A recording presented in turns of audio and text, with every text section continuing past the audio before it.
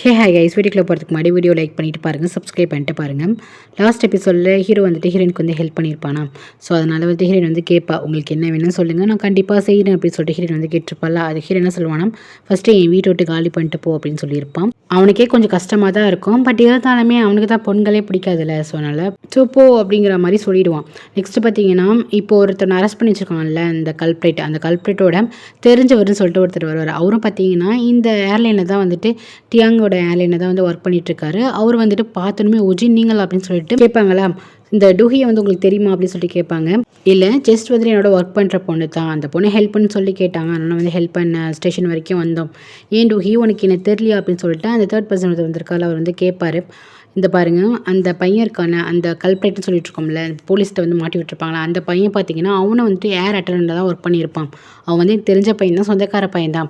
சொல்லப்போனால் டூஹியும் அந்த பையனை வந்துட்டு டேட் பண்ணிட்டு இருந்திருக்காங்க. இப்போ வந்து டூஹி வந்துட்டு வேணும்னு சொல்லிட்டு அவங்களுக்குள்ள ஏதோ மனஸ்தாபம் போலி அப்படின்னு சொன்னதுக்கப்புறம் ஹீரோக்கு வந்து ஷாக் ஆகிடும். என்ன நீ இவனையும் விட்டு வைக்கலையா, அப்போ வந்துட்டு உன்னோட எக்ஸ் பாய் ஃப்ரெண்டா அப்படிங்கிற மாதிரி ஹீரோ வந்து பார்ப்பான். சரி, நான் வந்து டூஹி கிட்டே பேசிக்கிறேன் அப்படின்னு சொல்லிட்டு டூஹிவா உங்ககிட்ட பேசணும் அப்படின்னு சொல்லிட்டு அழைச்சிட்டு போவாங்க. ஹீரோனுக்கு ஒன்றுமே புரியாது. அவள் வந்து டூஹி மேலே நடிச்சிட்டு தானே இருக்கா. ஸோ டூஹி என்னென்ன வேலை பார்த்துருக்கான்னு தெரில. இப்போதைக்கு அமைதியாக வந்து தலையாட்டிகிட்டே போவா. ஹீரோ வந்து பார்ப்பான். அடி பாவி அப்படின்னு சொல்லிட்டு ஹீரோ வந்து பார்த்துட்டு இருப்பான். மாமா அவன்கிட்ட தனியாக பேசணும்னு சொல்லிட்டு தனியாக அழைச்சிட்டு போய் பேசுவார். நம்மளுக்குள்ள விஷயம் வந்துட்டு ஓஜினுக்கு வந்து தெரியுமா அப்படின்னு சொல்லிட்டு கேட்பாரு. டூஹிக்கு ஒன்றுமே புரியாது எந்த விஷயம் அப்படின்ட்டு.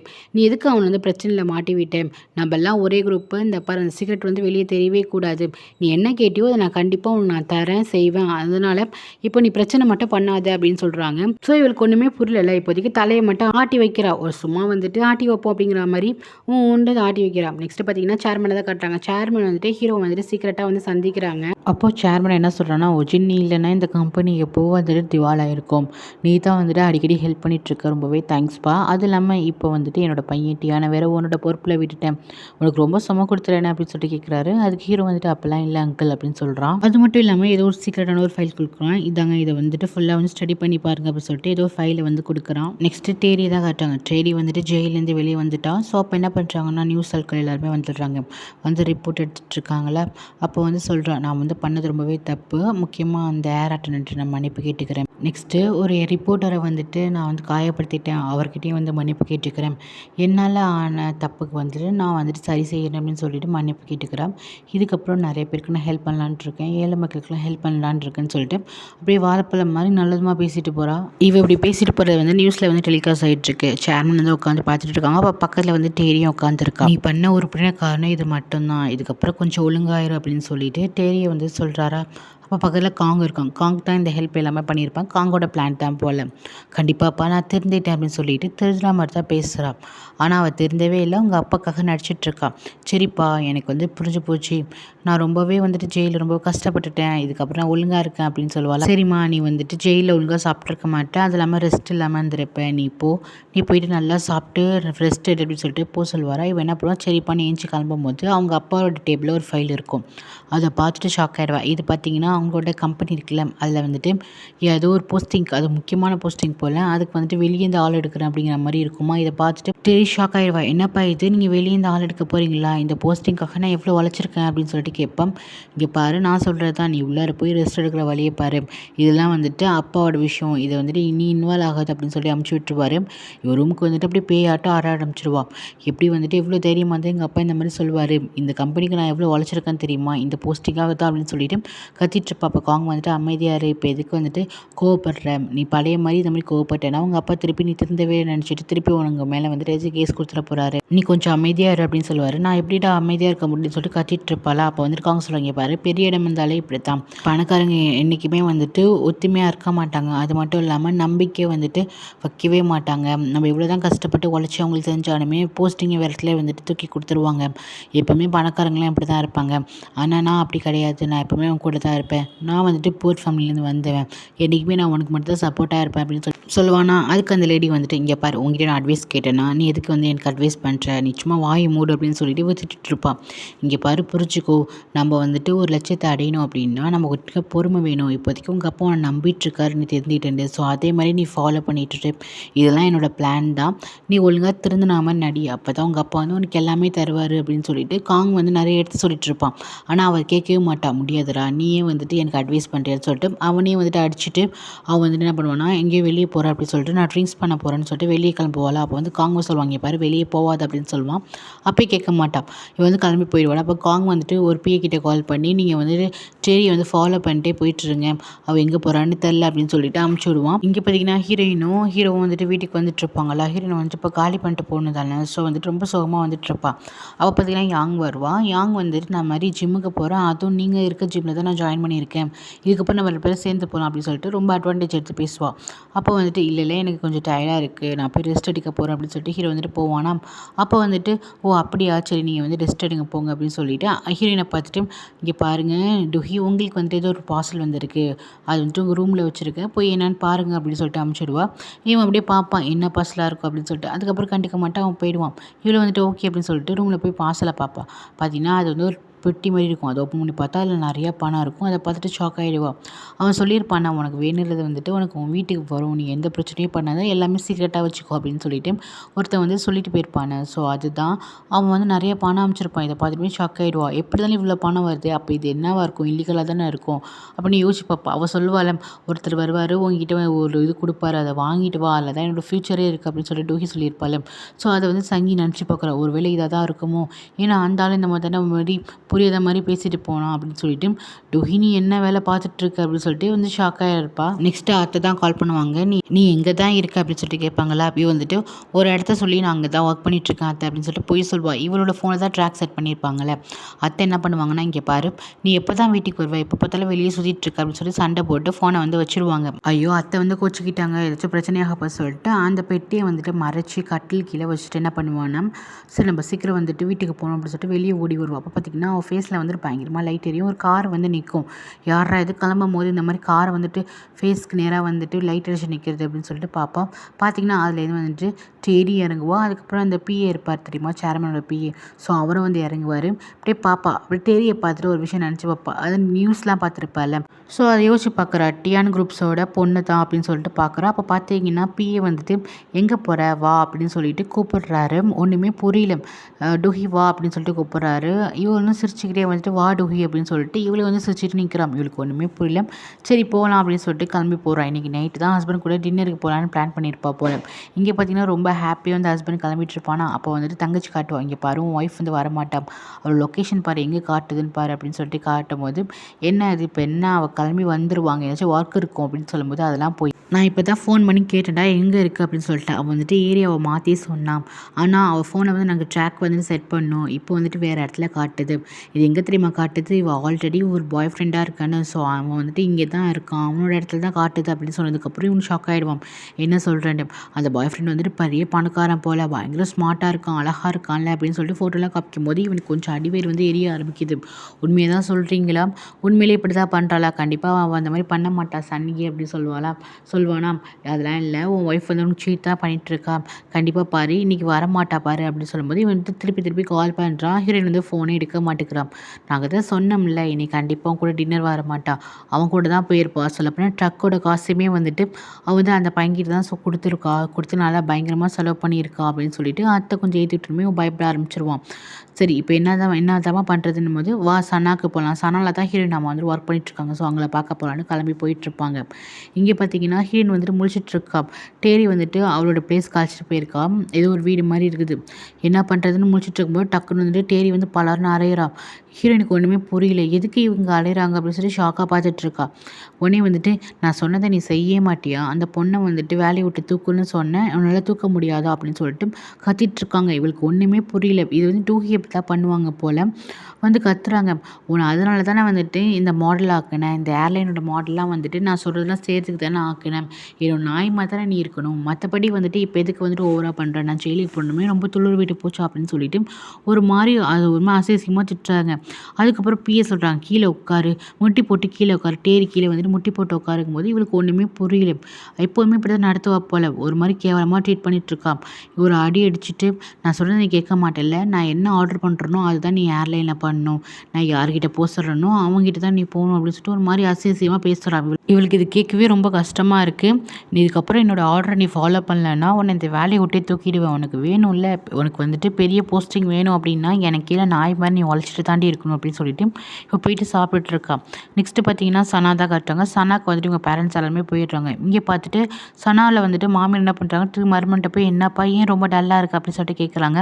எல்லாம் உங்களால் தான், உங்கள் பொண்ணு வந்து இங்கே சீட் பண்ணுறா, உங்கள் பொண்ணு வந்து லொக்கேஷன் வந்து ஒரு இடத்துல காட்டுறது, வாங்க அந்த இடத்துக்கு போனால் உங்கள் பொண்ணை வந்து கை காலமாக பிடிக்கணும் அப்படிங்கும்போது என் பொண்ணு அந்த மாதிரிலாம் பண்ண மாட்டா அப்படின்னு சார் பொண்ணு பண்ண மாட்டல இந்த அப்படின்னு சொல்லி இந்த வீடியோ கால் எடுத்தப்போ வந்துட்டு ஃபோட்டோ எடுத்திருப்பாங்களே, ஸோ அதை காமிச்சிட்டு இந்த பையன் கூட தான் உன் பொண்ணு வந்து ஸ்டே பண்ணிட்டு இருக்கா, லொக்கேஷன் அங்கே தான் காட்டுது, அந்த இடத்துக்கு போய் ஆகணும் அப்படின்னு சொல்லிட்டு கிளம்புவாங்களா. என்ன மருமகன் நீங்களும் நம்புறீங்களா அப்படின்ட்டு கேட்டால் அவனை வந்து தலை வந்து தொங்கி நெக்ஸ்ட் ஹீரோனை வந்துட்டு பிஏ வந்து ட்ராப் பண்ணிட்டு போவாரா, ஓஜின் வீட்டுக்கு தான் ட்ராப் பண்ணிட்டு போவார்.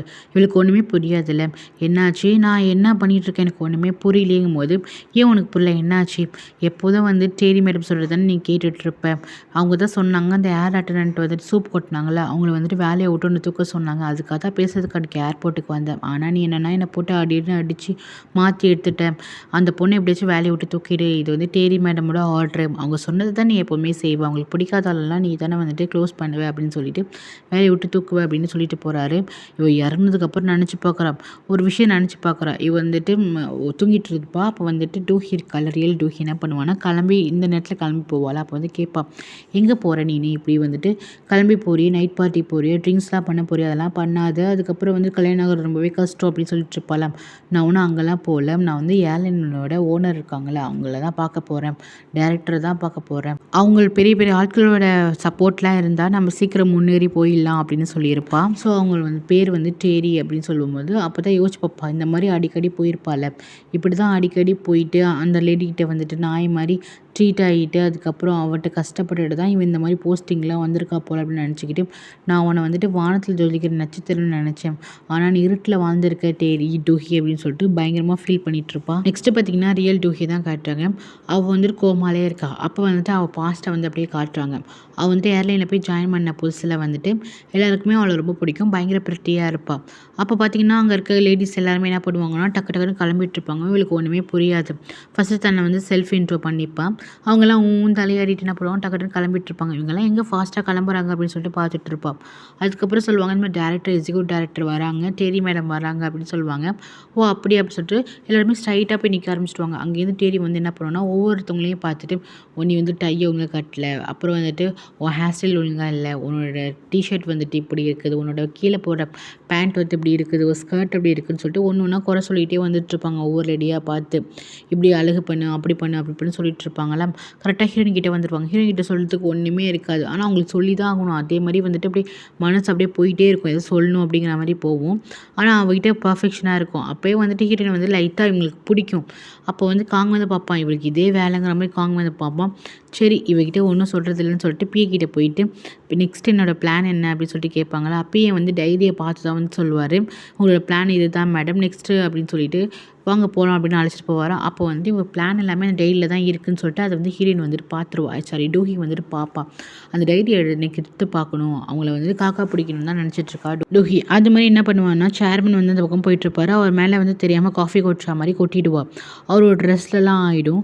சரி நான் வந்துட்டு வாஷ் பண்ணி தரேன்னு சொல்லிட்டு அந்த டைரி, அதுக்கப்புறம் அவர் ஏதோ ஸ்கார்ஃப் மாதிரி வச்சுருப்பார், அதெல்லாம் எடுத்துகிட்டு போய் வாஷ் பண்ணி தரேன்னு சொல்லிட்டு உள்ளார போயிட்டு நெக்ஸ்ட் என்ன பிளான் அப்படிங்கிறத வந்துட்டு ஃபோட்டோ எடுத்து வச்சுப்பா ஃபோனில். நெக்ஸ்ட்டு வந்துட்டு அவள் வந்துட்டு ஹோட்டலுக்கு போகிறா போல். ஸோ அந்த ஹோட்டலில் வந்துட்டு ஃபோட்டோ எடுத்து வச்சுட்டு அந்த பிளேஸ்க்கு போவோம். பார்த்தீங்கன்னா அங்கே மேக்கப் பண்ணிட்டு இருக்கும்போது இவளோட இயரிங்ஸ் வந்து காணா போயிடும். எனக்கு இயரிங்ஸ் வந்தாகணும், அந்த ட்ரெஸ்ஸுக்கு மேட்சாக வந்தாகணும்னு சொல்லிட்டு அங்கே பொண்ணுக்கிட்ட வந்து சண்டை போட்டுட்ருப்பாங்க. இவங்களுக்கு தான் வேறு வேலையே இல்லைல்ல, எல்லாக்கிட்டே பிரச்சனை படுத்தானே இருப்பாங்க, ரொம்ப ஹம்பிளாக இருக்க மாட்டாங்கல்ல. அதுக்கு கரெக்டாக வந்துட்டு இவள் காதில் வாங்கிட்டு அந்த இடத்துக்கு என்ன பண்ணுவான்னா ஒரு இயரிங் எடுத்துக்கிட்டு போவான். என்ன அவங்களுக்கு வந்துட்டு அறிவே கிடையாதா, இவங்க எவ்வளோ பெரிய ஆள் தெரியுமா, டியாங் கம்பெனியோட எக்ஸிக்யூட்டிவ் டைரக்டர், அவர்கிட்ட நீங்கள் இப்படி தான் பண்ணுவீங்களா அப்படின்னு சொல்லிட்டு இவன் என்ன பண்ணுவான்னா அப்படியே ரொம்ப இதாக வந்துட்டு அவளுக்கு ஃபேவராக வந்து பேச ஆரம்பிச்சிருவான்.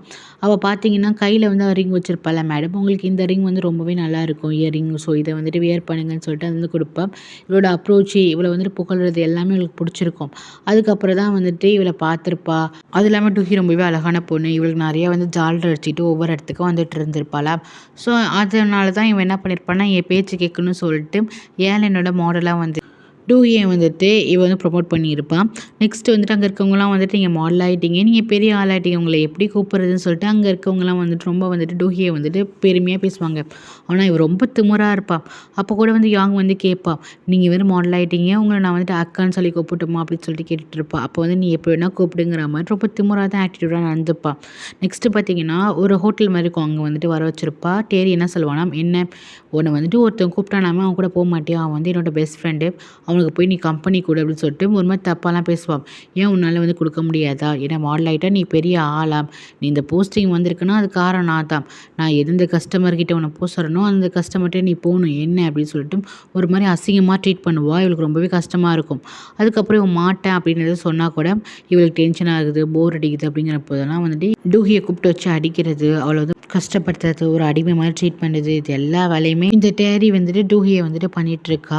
இவளும் காசுக்காக தான் வந்துட்டு எல்லாத்தையுமே பொறுத்து பண்ணிகிட்ருக்கா. நெக்ஸ்ட்டு பார்த்தீங்கன்னா அவள் அடிக்க வந்துட்டு அவள் காலையே விழுந்துடுறான்.